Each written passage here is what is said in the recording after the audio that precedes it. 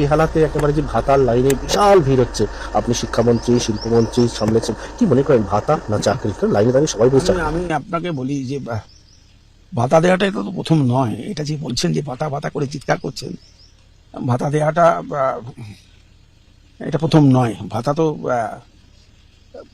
বামপন্থীরাও ভাতা দিয়েছেন, নানাভাবে ভাতা দিয়েছে।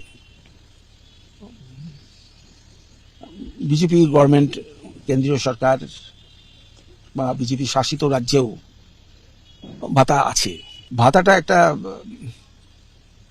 অন্য মাত্রার, কিন্তু কর্মসংস্থানটা সবচেয়ে তো এতক্ষণ ধরে এই যে এতগুলো কথা বললো যে মানুষটা, তাকে আপনারা আশা করি চিনতে পেরেছেন। ইনি হচ্ছেন তৃণমূল কংগ্রেসের অন্যতম উজ্জ্বল নক্ষত্র পার্থ চট্টোপাধ্যায়, যিনি নিয়োগ দুর্নীতির মামলায় 3.5 বছর জেল খেটে এসেছেন এবং এনার বান্ধবীর ফ্ল্যাটের খাটের নিচে 50 কোটি টাকা ক্যাশ, প্রচুর সোনা এবং একাধিক সম্পত্তির দলিল পাওয়া গেছিল।